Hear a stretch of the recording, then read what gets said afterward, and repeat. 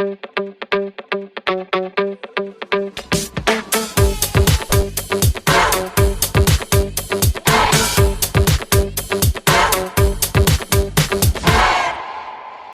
nuevamente estamos en Voces de Matria. Aline Herrera, Michael Colón Pichardo y Adrián Rodríguez Chayú. Tres cubanos, estamos todos muy implicados en los temas que nos reúnen aquí en Voces de Matria. Michael Colón, historiador, Aline Herrera, abogada y feminista, activista, y Adrián Rodríguez Chayú, sociólogo cubano desde México, por primera vez con nosotros aquí en Voces de Matria. Supongo que no sea la última, ¿verdad, Adrián? No. Bueno, hoy Siempre que me invites. sí, siempre te invitaré, aunque sea a decirnos cómo debemos hacerlo mejor. Bueno, hoy vamos a estar hablando, Ali, Michael, Adrián, los he invitado aquí para que hablemos una segunda vuelta sobre el tema de las masculinidades. Ya una vez hicimos una conversación parecida, faltaba Adrián. Hoy tenemos a Adrián y café. Hoy tenemos a Adrián y café, ¿verdad? A ver, Adrián, ¿dónde está tu tacita especial? Hoy hemos invitado a Adrián que participe también con nosotros en este debate sobre las masculinidades, porque queremos enfocarnos en algo muy específico que nos llama mucho la atención y que es muy interesante y que, por cierto, viene de la invitación a pensar sobre estas cosas que nos hace Michael en su libro, del cual estuvimos hablando en la edición anterior de estas Voces de Matria, que se titula "Es fácil ser hombre y difícil ser negro". Es una pregunta, lo repito para que quede bien clara la pregunta. ¿Es fácil ser hombre y difícil ser negro? Bueno, pues esa es la pregunta que nos está reuniendo ahora como leitmotiv para este debate. En esta oportunidad vamos a estar tratando de hacer una inmersión específica en la sociedad cubana. ¿Qué nos pasa en la sociedad cubana, una sociedad mestiza, una sociedad diversa en términos étnicos y en términos de la estructura social que tenemos, en términos de las diversidades que han ido aflorando, de las desigualdades que se han ido acentuando en los últimos años? Yo diría que ya por lo menos 3 décadas en las cuales estamos viviendo un proceso de crisis económica que por supuesto ha tenido repercusiones importantísimas en estas desigualdades acentuadas. Pero estas desigualdades, como sabemos, no tocan a todo el mundo por igual. Hay diferencias graves, importantes, muy claras entre los grupos sociales. Uno de los grupos sociales que obviamente ha sufrido, o uno de los elementos de esta diversidad y esta diferenciación social, es el elemento de la racialidad. Y yo quiero que analicemos y que me ayuden ustedes a desbrozar un poco este debate, a, a, a delinear un poco hacia dónde podemos ir analizando qué les pasa específicamente al hombre negro mestizo cubano dentro de la sociedad cubana desde el punto de vista de su enfrentamiento al valor o a las masculinidades o al uso. Quiero empezar con Michael. Michael, perdóname por romper el hielo contigo. No, para nada. Quiero empezar con Michael porque tú eres el provocador de todo esto. Obviamente, has escrito un libro que ha ganado un premio calendario en Cuba en el año 2014, ¿verdad? Sí, el 14. El año 2014, que se llama, repito, así mismo, "Es fácil ser hombre y difícil ser negro". Y esa provocación, por supuesto, nos hace pensar mucho. Yo quisiera que tú hicieras una breve presentación de tu libro, de los tópicos principales y de las tesis que tú manejas en él. Sí, digamos que la interrogante del propio título del libro salió de todo ese debate que se ha ido fomentando en Cuba en los últimos años sobre estudios de masculinidades.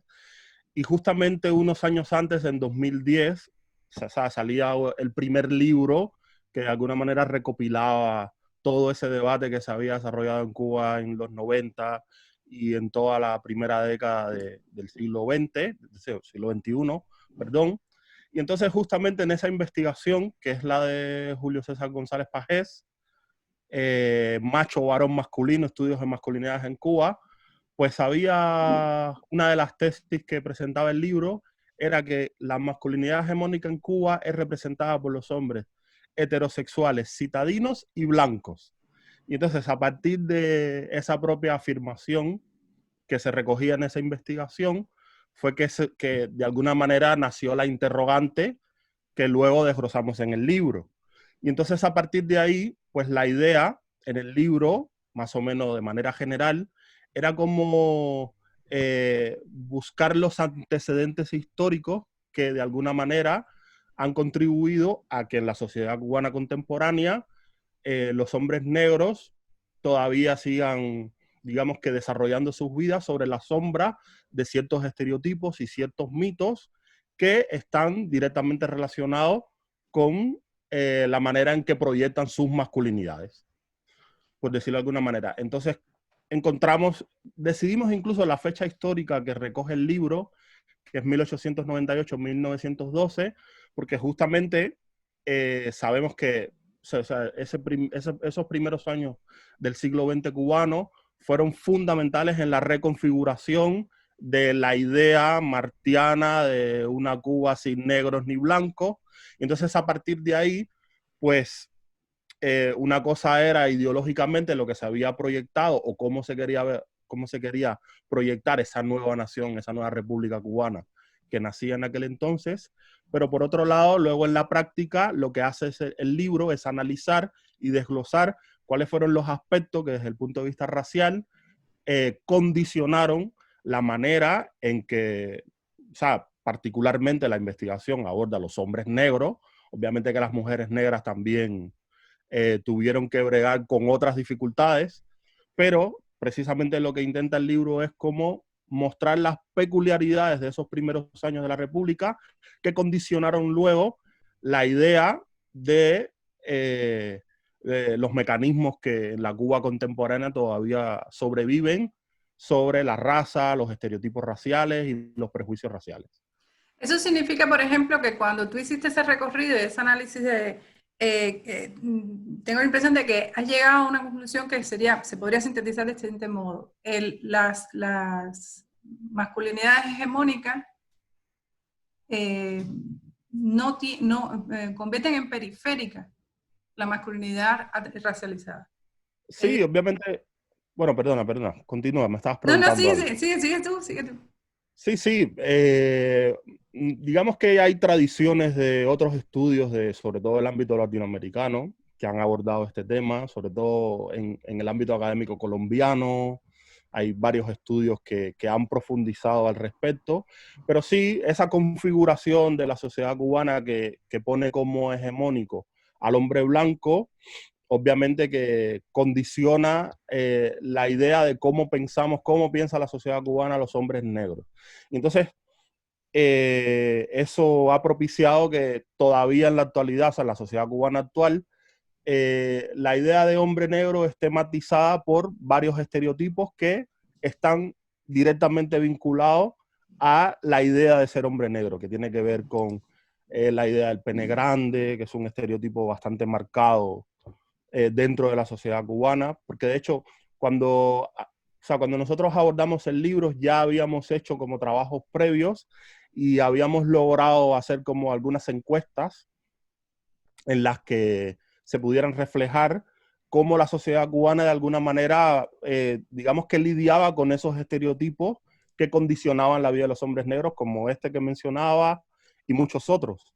Y el tema del mito del pene. Exacto, el mito del pene, que es un mito articulador, ¿no? El pene grande, la sensualidad extrapolada, es decir, hiper representada, qué sé yo, no sé cómo decirlo mejor, ustedes me corrigen. La idea del hombre bailador, el hombre musculoso, el hombre siempre apto para las tareas forzudas y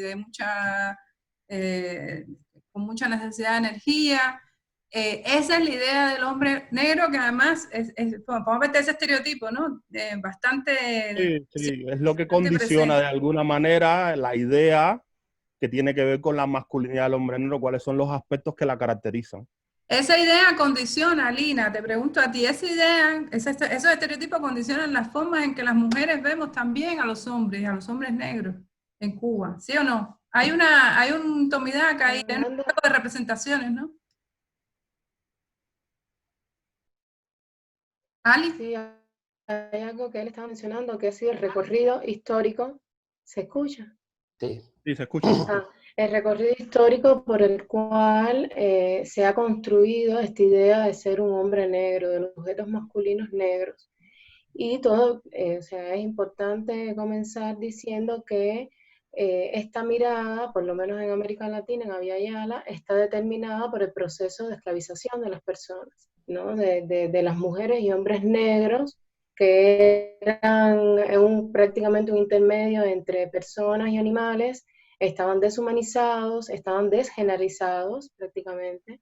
Las mujeres también hacían labores de trabajo en las plantas que los hombres negros. Entonces la historia se cuenta y se construye a partir de ahí, de cómo la lucha de las personas negras empezó porque se les reconociera como seres humanos y como personas. Y después, como decía Michael, a partir de la constitución de la República, de la creación de la República en Cuba, de la etapa neocolonial, como se prefiera llamar, esta abolición de la esclavitud, este reconocimiento de igualdad entre todas las personas, siguió siendo atravesado por el sesgo racial, o sea, también se construyó una noción de hombre negro sobre el racismo científico, sobre los estudios de antropología, entre ellos los de Fernando Ortiz, donde se constituyó el mito del negro violador. Eso lo aborda Angela Davis, por ejemplo, en los feminismos negros, pero en Cuba también tuvo lugar.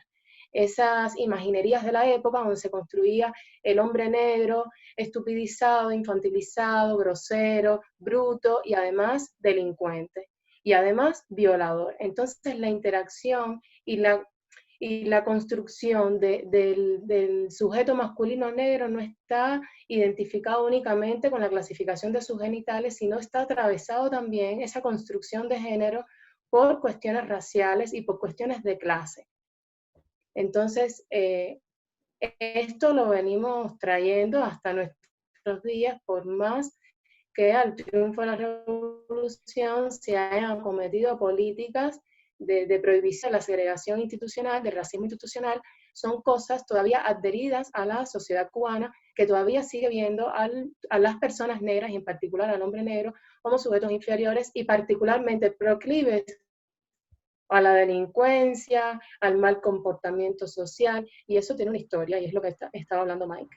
Nuevamente volvemos otra vez a la dinámica de lo que sube, de los procesos que suben, que son verticales, que vienen precedidos por unas políticas institucionales y las respuestas sociales que a lo largo de una época histórica más o menos larga empiezan a procesarse de una determinada forma. Tú estabas hablando de la esclavitud. Yo recuerdo, por supuesto, que la abolición de la esclavitud es un proceso tardío en Cuba, y todavía no estamos tan lejos históricamente como para no recordar esto que tú estás diciendo, que me parece muy importante. Y que sin duda marca la historia de arriba abajo, pero también de abajo arriba, Adrián, ¿verdad? Es decir, somos portadores, hasta donde todos somos portadores, incluso los negros, los hombres negros al reproducir o al participar o al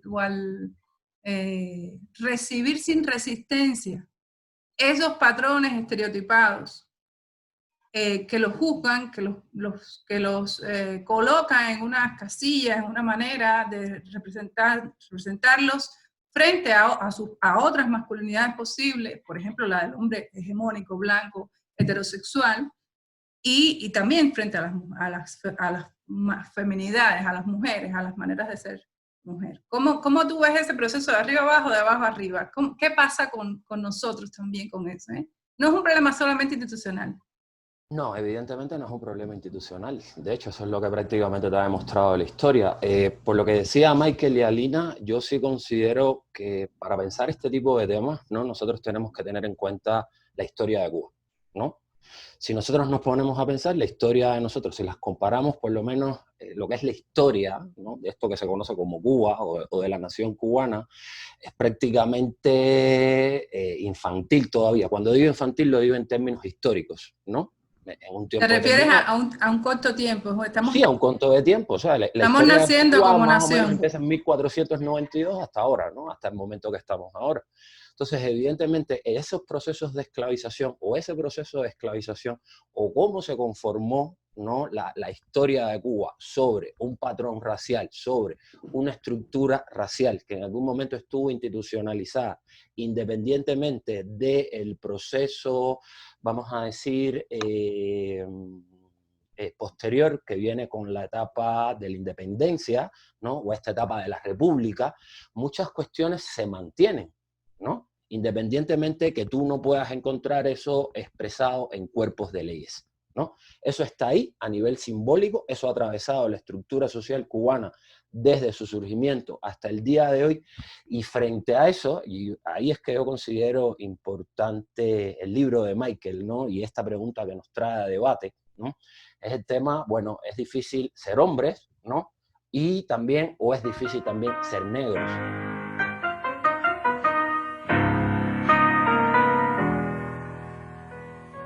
Olvídate de lo institucional, olvídate del espacio público, sino lleva esto a tu espacio privado, ¿no?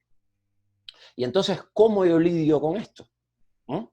¿Cómo yo lidio con esto? O sea, cuando todo el tiempo estos conceptos de micromachismo o microracismo, ¿no?, y automáticamente la gente lo que empieza a decirte es, no, yo no soy machista porque yo ayudo en mi casa, ¿no? Yo no soy machista porque yo no le grito como a mi mujer, ¿no?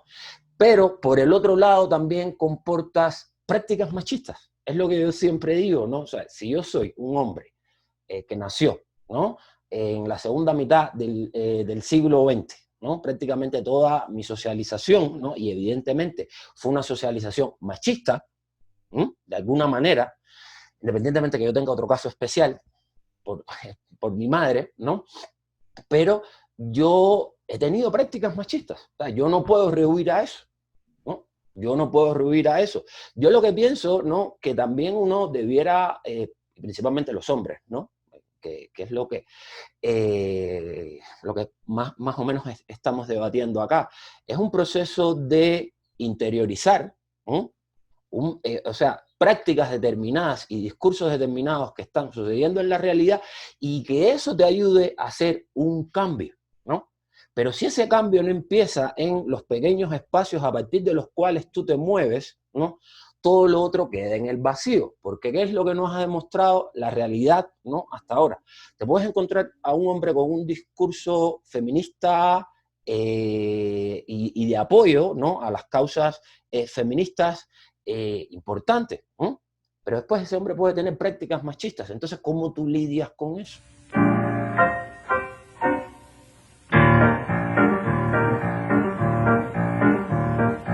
Yo soy negro social, soy intelectual y chic. Tuve la suerte de que, o sea, cuando estás empezando la carrera, que todavía no tienes muy claro, o sea, hacia dónde tú vas a llevar en sí tu carrera o en qué te vas a especializar o qué vas a hacer una vez que te gradúes, que eso no está muy claro, pero yo tuve la suerte que en segundo año, en la carrera, en historia, daban como unos cursos optativos. Había unos cursos optativos y en aquel entonces, cuando yo estaba en segundo año, pues había solo 3 opciones. Un curso era Historia de Canadá, el otro curso era Historia de África y Medio Oriente, y el otro curso se llamaba Género e Historia. Entonces, de hecho, en el curso de Género e Historia nos anotamos 6 personas. O sea, yo, otros 2 amigos de clase, que de hecho éramos como el grupito del aula. Nosotros 6, pues como nos pareció el nombre como así en Atractivo. interrogante, que no sea atractivo, que no teníamos muy claro de qué iba a ir. Bueno, Historia de Canadá lo puedes leer en Wikipedia y te aprende 3 o 4 cosas de la historia de Canadá. O África y Medio Oriente igual también lo mismo. Y ese nos llamó más la Óigame, atención. tampoco así, ¿eh? Que hay unas historias ahí muy... No, pero o sea, a lo que me Me refiero, ubico, me ubico. una cosa es la complejidad luego de la historia de Canadá o África y Medio Oriente, pero bueno, teníamos como la visión de que lo que nos iban a dar en el curso era como algo de Wikipedia, ¿no? En Canadá. Y entonces nos interesó más el curso de género e historia. Y tuvimos la suerte de cuando empezamos el curso, pues lo impartía Julio César González Pajés. Y a partir de ahí, pues Julio estaba trabajando ya en un proyecto. Como se le debe a Julio César en esta... Sí, sí, sí, sí, sí. Se le debe mucho. Y Sí, sí, sí. lo agradeceremos Totalmente. siempre. Totalmente, totalmente. Y entonces a partir de ahí justo se dio la coyuntura de que él estaba como desarrollando un proyecto sobre estudios de masculinidades en Cuba y quería que se incorporara gente joven que pudiera darle como otra visión o otra perspectiva al asunto. Y en ese primer grupo que empezamos a conformar el proyecto sobre estudios de masculinidades en Cuba, pues fundamentalmente como Julio daba clases en historia y sociología, pues la mayoría éramos historiadores y sociólogos. Claro. Y había alguno que otro de derecho, recuerdo. Bueno, pues esa historia nos sirve, dame correr. Sí, se ha mencionado también. Sí, Ali, sí, espérate, vamos a interrumpir a Michael en su historia. Ali, ¿qué te ibas a decir? Yo al final no respondí la pregunta de Milena, de esa interacción entre hombres y mujeres, hombres negros y mujeres en general. Y Adrián también hablaba de que estamos también pensando las nuevas masculinidades con categorías del siglo XIX. Bueno, hay algo que es lo que más está trayendo a colación y a debate los feminismos negros y los feminismos decoloniales, y es la necesidad de no homogeneizar y no universalizar los sujetos masculinos y los sujetos de mujer, el sujeto mujer, ¿no? Entonces, la interacción que se da entonces entre sujetos masculinos negros y mujeres varía mucho. No es lo mismo interactuar con mujeres negras atravesadas por sesgos de raza, de clase, que con mujeres blancas que pueden estar en determinado estrato social de poder.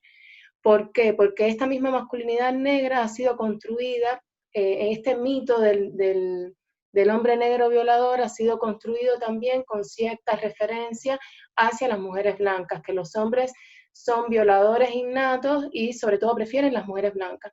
Y también hay cierta comunidad en la interacción con mujeres negras precisamente porque los unifica la condición racial y de clase. Entonces, las interacciones no son iguales, no son homogéneas, porque el propio concepto, el propio sujeto, hombre, mujer, no son homogéneos. Y es algo a lo que tiende a reproducir el feminismo radical, el feminismo liberal, que el padre de las opresiones es el patriarcado. Y estos otros feminismos, como también la teoría queer, lo que viene es a desmentir que sea el padre de las opresiones, porque también el patriarcado no tiene sentido sin la interacción con la intersección racial y de clase. Entonces, estas nuevas categorías, estas nuevas epistemologías que están trayendo los feminismos decoloniales, negros, la teoría queer, son imprescindibles para analizar esta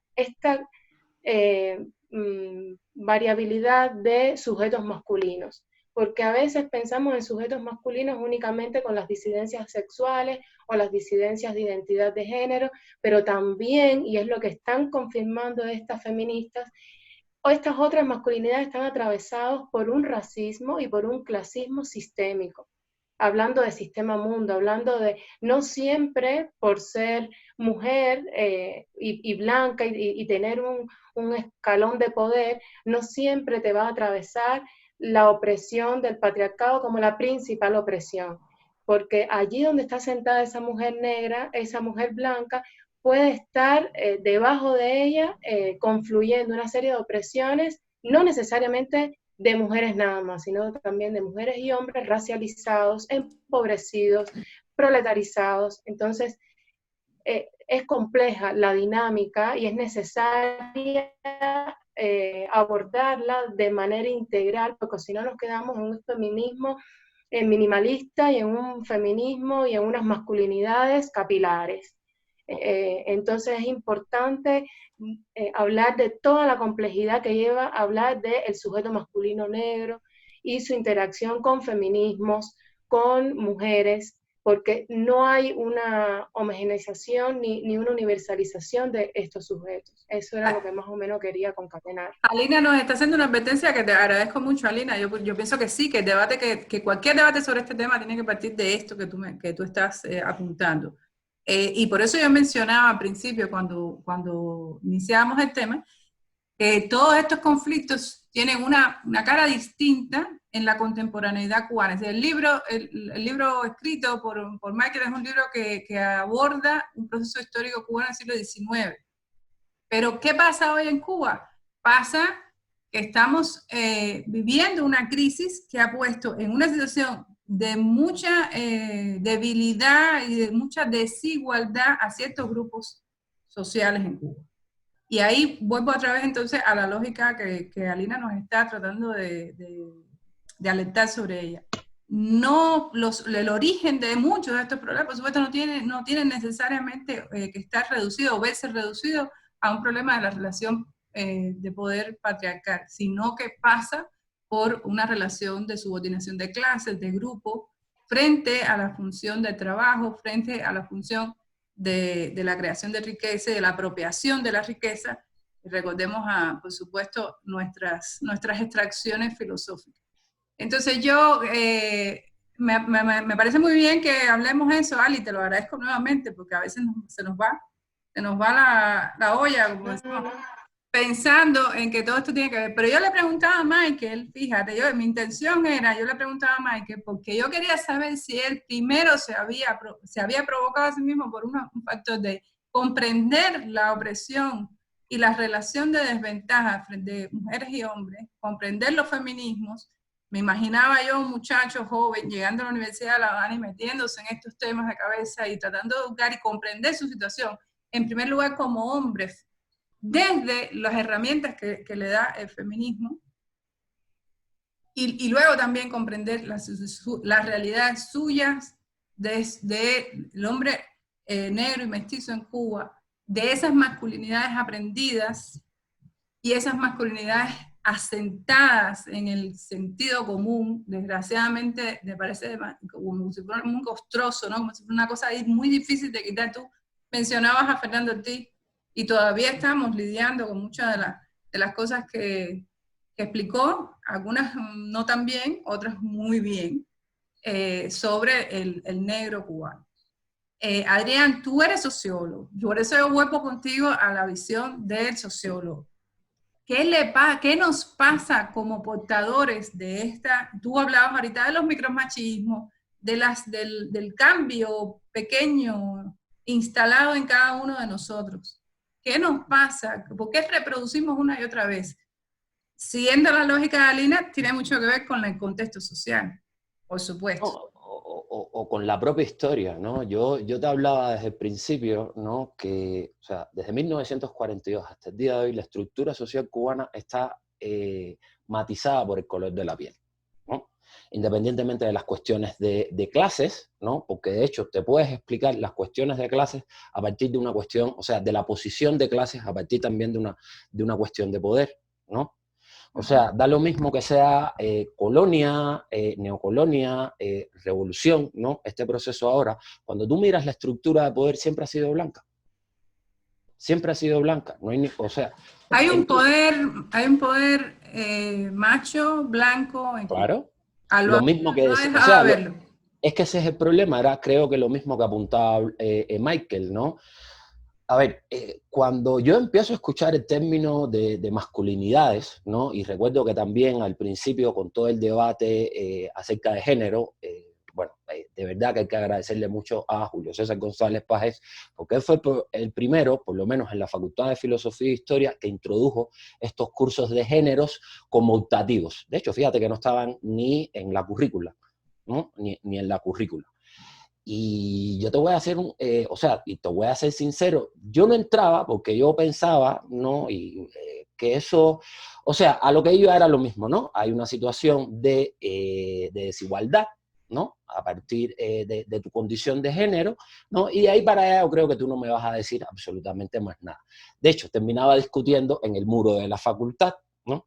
Y al final de la jornada, de una manera, nunca entré, o sea, soy sincero, nunca entré a un curso de Julio, pero sí estuve en 1.000.000 de discusiones. Evidentemente, si yo me pongo a mirar lo que ha pasado desde el 97 que yo entré en la Universidad de La Habana, que tenía 20 años, hasta el día de hoy, que tengo 43 años, yo he evolucionado un poco y me he dado cuenta, ¿no?, de 1.000.000 de cuestiones que yo también comportaba, que yo también reproducía. Michael apuntaba que esa historia, o sea, este cuento que hay sobre las masculinidades se crea sobre un tipo de masculinidad determinada.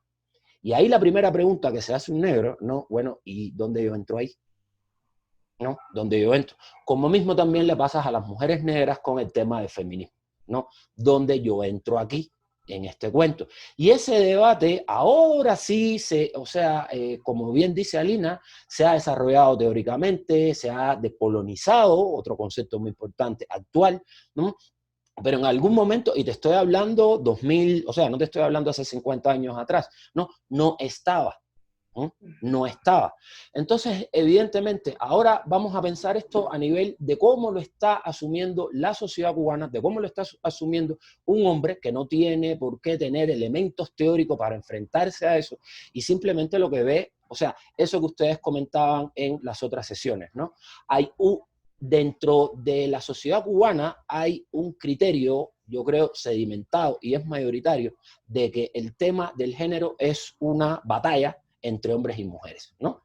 Y parece que las mujeres prácticamente lo que quieren ir es a una guerra, ¿no?, con los hombres, cambiar esta estructura, ponerse arriba y los hombres abajo, ¿no?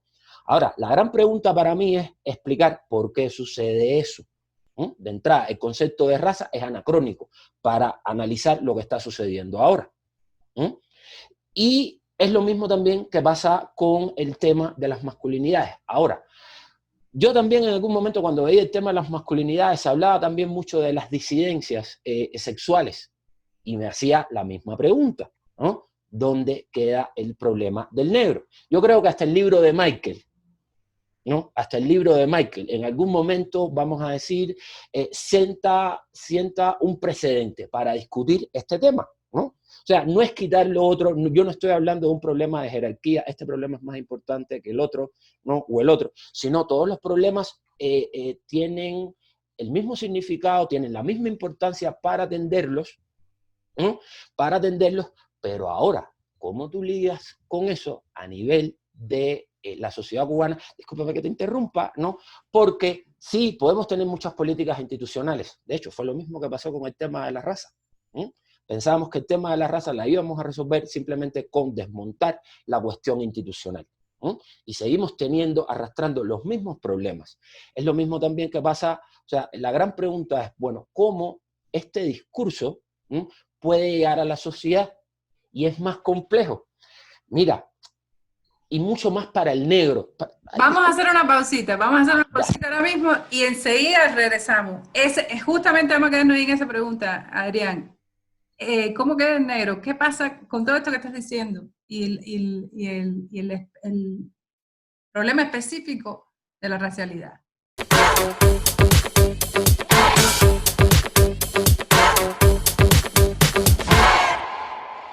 Regresamos a Voces de Matria. Hoy estamos hablando de masculinidades y racialidad. Estamos hablando de las diferencias entre hombres blancos y no blancos. Estamos hablando de Cuba, de lo que nos pasa en Cuba hoy. Estaba Adrián hablando y le vuelvo a dar la batuta. Arriba, Adrián, tú estabas conversando sobre todas estas discusiones desde los feminismos atravesadas por el problema de la racialidad. Sí, mira, o sea, Michael al principio decía algo como importante, ¿no? Cómo definir estas masculinidades, ¿no? Hay una masculinidad blanca que se hizo hegemónica, ¿no? Eso es lo que hemos conocido en algún momento como ese criterio de lo que es la masculinidad, ¿no? Y también hay una masculinidad negra, no te voy a decir que no, que puede comportar de alguna manera los mismos criterios de esa masculinidad blanca, pero se agregan otros criterios, que era lo que decía Michael, ¿no?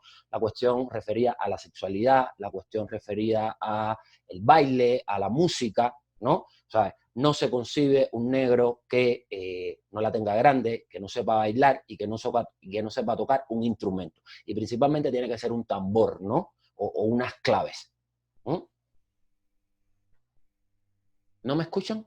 Sí, Que no te te decía, escuché. te interrumpí para decirte, no es un violín, no No es es un un piano. No, no, no, no, no, no, piano, no, el hombre no, negro no. toca percusión. No, no, no, así mismo, ¿no? Y de hecho, eso hay veces que tú lo vives.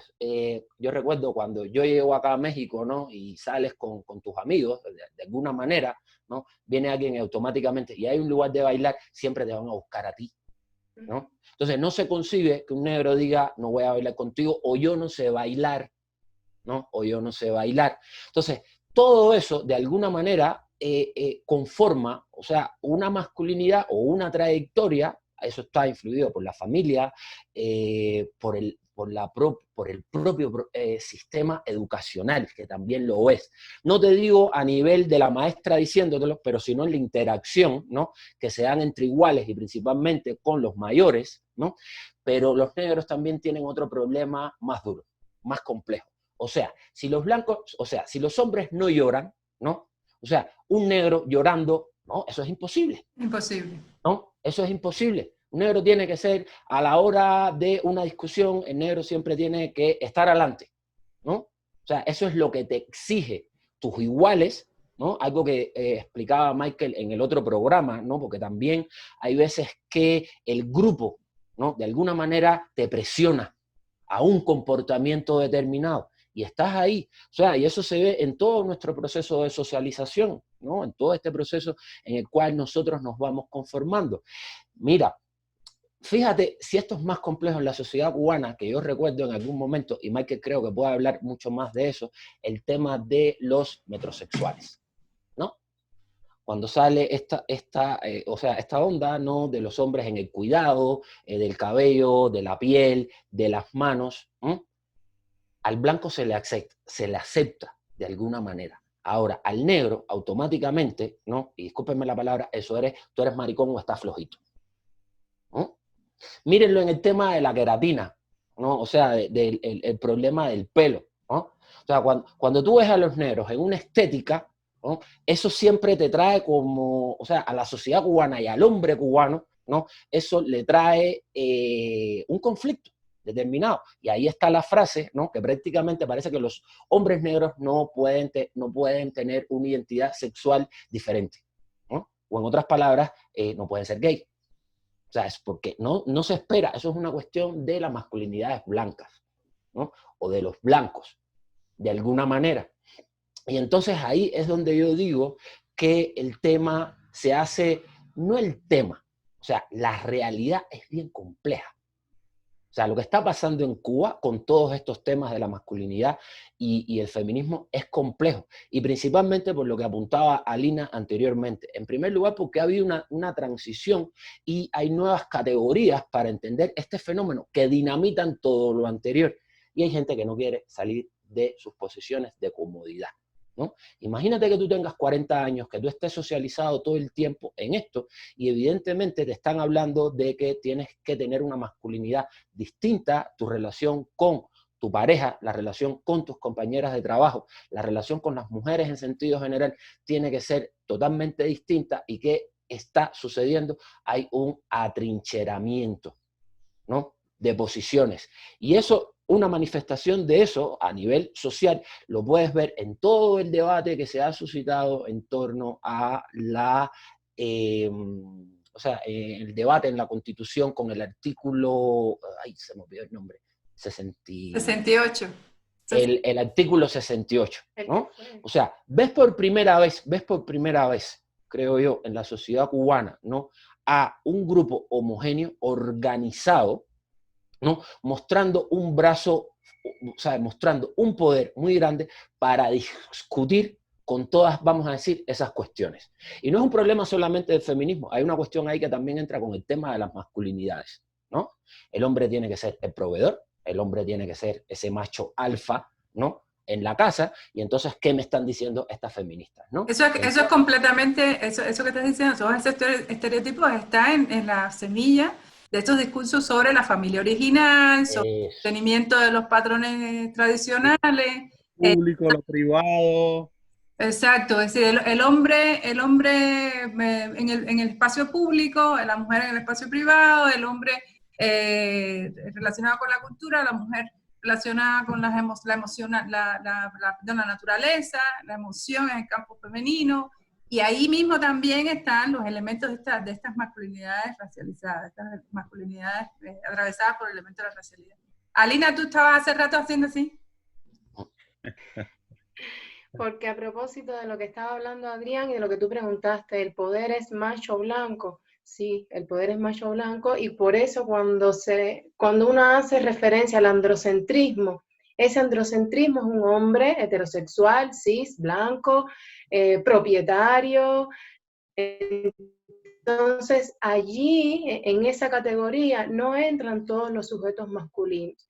Y esto no quiere decir que los otros, para llamarlo de alguna manera, sujetos masculinos, que a fin de cuentas son la mayoría, los hombres negros, indígenas, etcétera, pero bueno, estamos hablando del hombre negro, eso no quiere decir que estén libres o exentos o justificados de que reproduzcan actitudes machistas y violentas dentro de sus relaciones y en su interacción con otras mujeres, sean mujeres blancas, negras, esto no quiere decir eso, no se les está eximiendo de reproducir, como decía Adrián, comportamientos machistas y misóginos.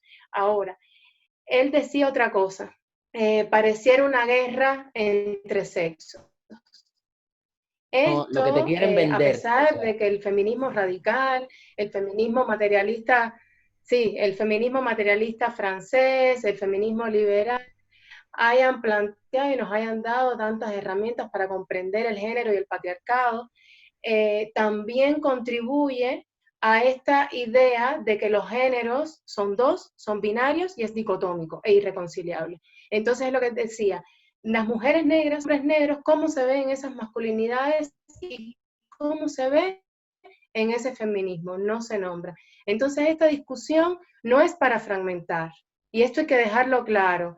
La fragmentación existe ya de manera hegemónica cuando solamente se plantea un sujeto universal masculino y un invisibilizado. Esta discusión y estos nuevos feminismos decoloniales negros, lo que vienen es a visibilizar la teoría queer, a visibilizar la variedad de sujetos que conforman los movimientos políticos en el feminismo, en los movimientos antipatriarcales, ¿no? Y ahora sí estamos hablando de más unión. A medida que nosotros nos reconozcamos en esas demandas, estamos más unidos y menos fragmentados. De hecho, las feministas autónomas de los años 90 llamaron la atención sobre la institucionalidad del feminismo y la ONGización del feminismo. ¿Por qué? Porque estas lo que interpelan es un sujeto homogéneo de mujer y un sujeto homogéneo universal de hombre. Entonces, claro que favorece a la acumulación del capital en grandes dimensiones, a este feminismo transnacional hegemónico, porque lo son. Sin embargo, invisibilizan las otras realidades que conforman no solo Latinoamérica. En el caso de Cuba, las comunidades en las periferias urbanas, las realidades en el campo cubano, ¿dónde están? A veces, cuando los movimientos políticos feministas le arrancan al Estado determinadas demandas, determinadas leyes, determinadas políticas, no todas las personas están beneficiadas en esas políticas, porque están pensadas para ese sujeto de mujer universal y están pensadas en contra de ese sujeto hegemónico masculino. Entonces, no siempre todas las mujeres están beneficiadas de esas políticas, y los hombres, por ejemplo, el violador, no es lo mismo llegar a la estación de policía siendo blanco, un hombre blanco, que siendo un hombre negro cuando te respalda un mito de violación de tantos siglos detrás tuyo. Entonces, las feministas decoloniales, las feministas negras, poscoloniales, están mirando eso también, cómo estos sistemas punitivistas que tanto están reclamando los movimientos feministas pueden perjudicar a esas otras masculinidades, a esos otros sujetos masculinos, como los negros, como los indígenas, deserotizados, por ejemplo, el hombre negro hipersexualizado y los indígenas deserotizados, y cómo no siempre las mujeres, en el sentido amplio y en todo lo que comprenda ser mujer, como tampoco no todas estamos beneficiadas de las mismas políticas. Entonces, bueno, el fenómeno es complejo y es importante decir que esto no es una conversación para fragmentar, que mientras más visibilicemos, más las políticas, más la deconstrucción, como decía Adrián, en los espacios privados, van a ser más completas, más heterogéneas. Me engancho en ese tren, Alina. Nuevamente muy lúcida, gracias por aterrizarnos otra vez en una visión muy clara sobre esta discusión. Yo, bueno, tenemos que terminar. Desgraciadamente ya se acabó. Se acabó lo que se daba. Si queremos hablar más, tenemos que hacer otro programa. Haremos seguramente.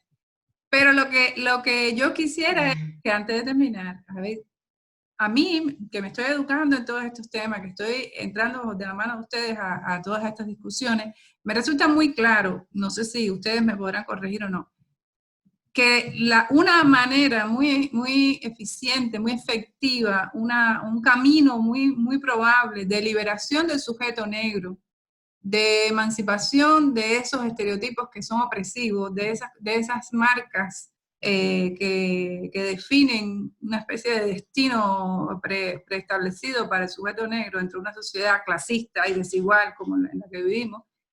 Un camino de esa liberación es precisamente la autonomía y la conciencia de género. Es importante la convergencia del propósito liberador que encara en la lucha contra el racismo, la lucha contra las desigualdades étnicas y las visiones sobre las etnias y las razas, aunque no sea la raza un concepto muy adecuado.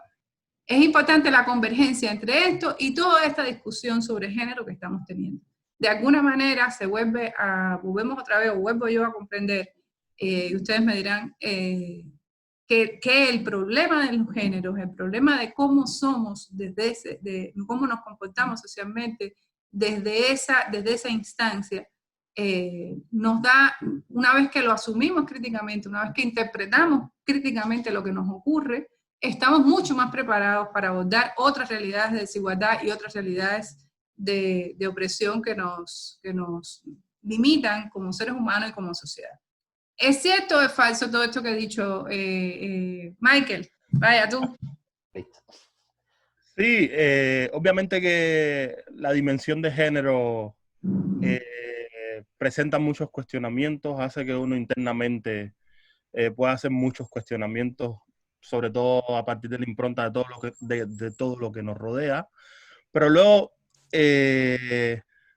como empezábamos el programa un poco con esa gran pregunta que tiene de título el libro de si es fácil ser hombre, difícil ser negro, yo creo que precisamente pensándolo desde una dimensión de género, esas interacciones raciales en la concepción de género obviamente complejiza mucho más el asunto a la hora de asumir la idea de ser hombre, de ser mujer, pero no es solo ser hombre, ser mujer, sino es ser hombre de una determinada manera o ser hombre o mujer a partir de unas estructuras que marca la sociedad, que se definen de esta manera o que estéticamente se proyectan de esta manera. Y por otro lado, yo creo que a partir de todo ese cuestionamiento hay un punto que yo siempre que alguien me pregunta sobre mi libro, trato de matizar un poco a partir de esa propia pregunta. Pues decía, de la misma manera que planteamos esa pregunta, también tenemos que entender que probablemente en el ámbito simbólico, en el ámbito estético, hay muchas complejidades a la hora de definir un hombre negro que tienen que ver con la idea del poder, la idea del patriarcado, pero a la misma vez hay que presente que los hombres negros tampoco es que se despojan de esas otras formas que la masculinidad te provee para tú ejercer como hombre. O sea que sí, los hombres negros en muchos espacios son oprimidos, discriminados, etcétera, etcétera, pero también se valen de los mecanismos que nos provee el patriarcado para también dominar, oprimir. Entonces hay una complejidad ahí que también hay que tener en cuenta y a la hora de pensar esa propia pregunta, sí, es fácil ser hombre, es difícil ser negro, pero luego dentro de esa dinámica de ser hombre negro, también hay matices que hay que tener en cuenta a la hora de abordar el tema de las masculinidades en los hombres negros. Súper lúcido, gracias Michael, muy bien que nos hayas alertado sobre eso. Yo insisto en mi idea, hay una solidaridad implícita en las formas de encarar, perdón, una solidaridad posible, implícita, en la forma de encarar las desigualdades desde la visión de género y desde la visión de las razas. Adrián, danos un cierre magnífico de los tuyos. No, Alina que cierre. Alina que cierre, está mira, bien. yo creo que cuando tú estabas elaborando la pregunta, o sea, tú decías para mí un concepto que es fundamental. O sea, si el hombre negro, ¿no? Hablando ya en la parte racial, ¿no? O las personas negras, hay un concepto que es fundamental y es, o sea, como punto de partida, y es asumir una especie de conciencia racial, ¿no? Una conciencia negra de qué significa ser negro, de cómo yo tengo que lidiar siendo negro en un mundo determinado y cómo a partir de ahí yo me puedo imaginar un cambio sobre esta situación. Creo que pasa lo mismo con el tema del feminismo, ¿no? Entonces, evidentemente, o sea, era algo que apuntaba Michael ahorita, ¿no? Tú puedes tener una conciencia negra muy desarrollada, tú puedes hablar mucho, y si sigues esa cuerda, automáticamente eso te va a llevar también a que en algún momento tú vas a tener que asumir una conciencia feminista, o por lo menos entenderla, ¿no? Porque si tú estás hablando, vamos a seguir hablando solamente a nivel de, o sea, en la cuerda racial, ¿no? Si tú hablas, bueno, que los negros ocupan los últimos lugares de la estructura social, que los negros son discriminados de una manera determinada, automáticamente tú como hombre tienes que pensar también en las mujeres negras, ¿no? Porque no es un problema solamente que el racismo es una cuestión de hombres, no, hombres y mujeres, ¿no? Y entonces, cuando eso te lleva al plano, ¿no? De ponerte a pensar a la mujer negra, automáticamente eso te hace un puente con el tema del feminismo, o sea, con la conciencia, ¿no? Que tú tienes que asumir. Entonces, ahí es donde está el problema, y eso también era lo que apuntaba Michael, ¿no? Tú puedes ser antirracista, tú puedes ser una persona con una conciencia racial muy elevada, y eso no quiere decir automáticamente que tú no seas un machista, que tú no tengas prácticas, ¿no? Determinadas. ¿No? Entonces, es complejo, yo te lo digo, ¿sabes? Es mucho más complejo. Yo pienso que hasta la cuestión institucional, ¿no? En poco tiempo, vaya, esto es una hipótesis, ¿no? No lo digo como un hecho determinado. Se puede lograr mucho, ¿no? Con empuje, leyes determinadas. Ahora, ¿cómo tú cambias esa mentalidad? Porque como decía Michael, ¿no? Hay veces que el hombre negro se aprovecha de esos atributos para lograr ciertas y determinadas cosas. Por supuesto. ¿No? O sea, utilizo también eso que supuestamente me oprime a mí, que me encasilla a mí, ¿no? Y vamos a decir, le hago como una especie de traducción, ¿no? Lo juego a mi favor, ¿no? Y eso me abre un camino, ¿no? Para lograr algo, ¿no? O para todavía seguir reafirmando esta superioridad, ¿no? Que yo tengo de alguna manera, ¿no? En la escala. Entonces, un problema es lo que yo digo, o sea, estos son fenómenos y es la parte que a mí hay veces que todavía creo que falta mucho debate, ¿no? Porque hay veces que yo veo, no, todavía en la cuestión de cuando se debate el tema del feminismo o el tema de las masculinidades, que todavía la cuestión racial sigue siendo algo secundario, ¿no? O sea, hay que resolver esto, ¡ay, el problema negro! Por eso estamos aquí. Negro. Por eso estamos aquí y por eso nos vamos a parar con este tema. O sea, es como un concepto que a veces que no me gusta mucho, ¿no? Pero tiene cierto sentido. Es interseccional, ¿no? Entonces no es un problema de jerarquizar entre los problemas. No, tienen la misma igualdad, ¿no? O sea, si tú vas a hablar del feminismo, entonces tienes que meter la cuestión racial. Igual que si yo voy a hablar del tema racial, tengo que meter también la cuestión del feminismo, de alguna manera, ¿no? Porque tengo una mujer negra ahí que es la última carta de la baraja. Imagínate, o sea, tienes toda una estructura que independientemente de todo lo que se ha avanzado, ¿no? Te sigue diciendo que hay un hombre con unas características determinadas, hay una mujer con unas características determinadas. Ahora, imagínate en la actualidad ser negra, mayor de edad, ¿no? Y ser homosexual. o ser de alguna identidad sexual disidente. ¿Mm? Entonces, o sea, ya de entrada ocupas la última, o sea, el último escalón. A ver, no el último escalón, estás en el subsuelo, ¿no? No eres sujeto de investigación. ¿Mm? Y entonces yo veo, ¿no? Sí, a ver, y no quiero decir que sucede así del todo, ¿no? Pero cuando tú te enfrentas con esta literatura, lo que más escuchas, lo que más ves, lo que tiene hegemonía discursiva y en el espacio público que se debate, es esto que yo te estoy diciendo. Es esto que yo te estoy diciendo. Y apuntado un poquito a lo que decía Lina, ¿no? Esta cuestión de las ONGs, ¿no? De repente creando, ¿no? Una manera de cómo enfrentarse al tema, vamos Y a decir, solucionar. ¿no? De cómo solucionar el tema y peor todavía, o sea, te enmarcan o sea, te limitan, ¿no? Y prácticamente te encajonan la discusión. Fuera de ahí no puedes. Sí, claro, como decía Lina, como si hubiera un único sujeto femenino, Eso mismo. sujeto masculino, y sin ver las diversidades y las desigualdades. Es importante, no solo las diversidades, no descafeinemos esta discusión. Aquí hay un problema de base principalísimo que tiene que ver con las desigualdades de clase, desigualdades de género, desigualdades de raza, desigualdades de todas las desigualdades que nos atraviesan, por edades, en fin. Y obviamente son los problemas graves que todavía como sociedad, no solo la cubana, la sociedad global, no existe todavía evidencia de que hayamos encontrado un paradigma de solución a estos males. Alina, tu dedo no ha parado. No, porque ¿Y quiero sabes qué? recordarte. Fíjate, tienes el honor grandísimo de que vamos a cerrar contigo. Bueno, no sé si yo sé ya los cerrar. muchachos no hablan más. Tú sí sabes cerrar. Bueno, yo lo único que Empodérate. Más o menos concatenar lo que decía Michael con lo que decía Adrián. Michael decía, y de alguna manera yo lo decía también en las intervenciones anteriores, no se puede eximir de responsabilidad al sujeto masculino en general, en toda su variación, no se puede eximir de responsabilidad.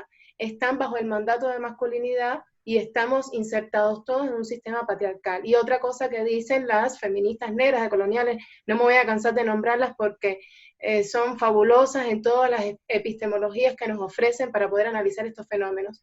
El patriarcado, el racismo, el clasismo, no se pueden analizar de manera separada, lo que decía Adrián. No hay manera de jerarquizar, no hay manera de separar esos debates. Vienen juntos, el análisis tiene que ser integral. Entonces, por eso es importante que estos debates tengan esta amplitud de dimensiones, porque hay que hablar de feminismo, porque han sido las que han puesto sobre la mesa estas desigualdades en todos los sentidos, no solo sobre las mujeres, y hay que hablar de antirracismo, y hay que hablar de anticapitalismo, y hay que hablar de muchas cosas que interseccionan y que imbrican estas opresiones. Entonces, eso... Gracias. Mira, para terminar. No, mira, Adrián, viste, siempre el macho preponderante como sale. No, es que... Dale. No, mira, yo recuerdo en el segundo programa de ustedes, ¿no? ¿Viste? ¿Quieres ver? Que Adrián es un fan. No, yo sigo, yo aprendo, ¿no? Los especialistas son Michael, yo lo reconozco, ¿no? Michael es amigo mío y ha trabajado el tema. Y Alina, no, usted, yo no soy yo trato, ¿no? Vamos a decir, de reflejarte o darte un análisis de lo que yo veo en la sociedad, ¿no? Y cómo yo he ido evolucionando, ¿no? O sea, yo estoy sentado aquí como un hombre negro, ¿no? O sea, un hombre negro, machista, ¿sabes? No, o sea, que tengo que lidiar con eso, y, o sea, machista de alguna manera, no me voy a decir que no soy machista, y frente a eso emito los criterios. Pero tú quieres ver una cuestión, o sea, álgida en este debate, ¿no? Lo que ustedes discutían en el segundo programa que ustedes hicieron con el tema del piropo. Ah, ok. Eso es algo, o sea, eso es algo que parecería, ¿no? Que es una cuestión sí, trivial. menor, ¿eh? Sí, es trivial. Sí, trivial, ¿no? De repente, bueno, ¿para qué discutir del piropo? No, ¿no? En el piropo tú estás discutiendo 1.000.000 de cosas. Entonces, hay hombres que independientemente que te digan, no, yo no soy machista, yo acompaño, coño, pero el piropo, o sea, ¿cómo yo me tengo que enfrentar? O sea, ¿cómo yo puedo seducir a una mujer? Utilizando las palabras que ustedes utilizaban en ese debate, ¿no? ¿Cómo yo me puedo relacionar con una mujer en este mundo cambiante que ahora que me están diciendo, ¿no? Que el piropo, ¿no? Es una manera también de ejercer violencia. Alina, te estoy citando, ¿no? Que decía, sí, caballero, yo sí hago, yo traigo mi libretica, apunto, ¿no? Pienso, no, yo escucho y yo me leo todo, Donde no hay consentimiento.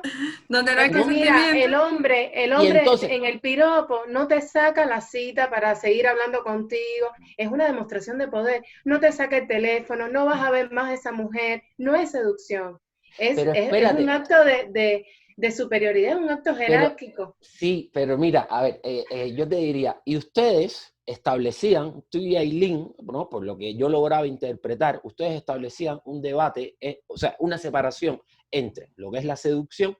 Ustedes decían que eso no está mal, hay que ver cómo se hace la seducción. Y consentimiento. Y el tema. Ahora, a mí no me quedó claro nunca cuál es el juego de la seducción, ¿no? Porque si estamos en una fiesta y yo te abordo, hola Lina, ¿cómo tú estás? ¿Eso es violencia? No, pero eso no es piropo. A ver, no es un piropo, pero yo te estoy abordando, o sea, yo te estoy ¿Viste cómo estabas viendo salir la cosa? Mira. Yo te estoy rompiendo tu espacio íntimo, tú a mí no me conoces, ¿no? Tú estás en un bar con Milena, ¿no? Adriancito de mi vida, vamos a piropo en otra edición, otra vez. Sí. Mira, vamos a hacer un programa que sea cómo seducir. ¿Está bien? Vamos a ver cómo seducir hombres a mujeres y mujeres a hombres, porque los hombres no son los únicos que deberían poder seducir. Desgraciadamente, el canon impone la tarea a los hombres. Pero está mal, eso está mal. Las mujeres también podemos y debemos seducir. Sí, claro. ¿Cómo hacerlo sin que sea violencia? Evidentemente la palabra mágica, Adrián, y vamos a cerrar porque si no, no llevamos nunca nada. La palabra mágica, como decía Lina, es consentimiento. Exacto. No es consentimiento, es consentimiento. Es decir, que las personas estén puestas de acuerdo con un mínimo de señales que no necesariamente hay que dictarlas, pero se conocen y uno las puede vivenciar y uno las puede aprender en la medida en que se socializa, que haya acuerdos posibles entre las partes, sean mujer, hombre, hombre, hombre, mujer, mujer, cualquier variante de relación entre las partes, para el juego amoroso o para cualquier tipo de actividad de relación. Consentimiento, que es lo que suele no haber y es lo que suele faltar y precisamente predominar. Ese vacío predomina y es lo que define las relaciones de igualdad. Las relaciones de poder se basan en el no consentimiento. Entonces, definitivamente, Adrián, yo creo que tú, como fan de Voces de Matria, debes volver a estar aquí y hablar con nosotros. Quizás este es un buen tema que tú has sacado ahí. ¿Cómo seducirnos? Eso quizás da para un debate riquísimo que podemos volver a tener. Les doy, por supuesto, un abrazo, un beso, según corresponda, un apretón de niño y de todo lo demás. Les doy muchísimas gracias por haber estado en este debate. Yo sé que esto va a causar mucho debate colateral, es decir, de aquí de lo que hemos discutido nosotros, muchas personas que yo creo que sí, que van a sentirse interpeladas, van a pensar ¿de qué están hablando ellos? Para mí eso como periodista es lo máximo, que una persona diga, pero ¿de qué están hablando? O sea, que se sienta sorprendido por una idea, por una visión de un asunto. Pues nada, los invito a otro café, a otros Voces de Matria, a otro programa, a otro encuentro, a otro debate. Volveremos otra vez seguramente con algún otro tema de esta línea. Beso y abrazo. Eso, continúo mis vacaciones. Chao. Vete para la piscina. No, Adrián. Oye, espérate un momentico. Bueno, Alina, mira.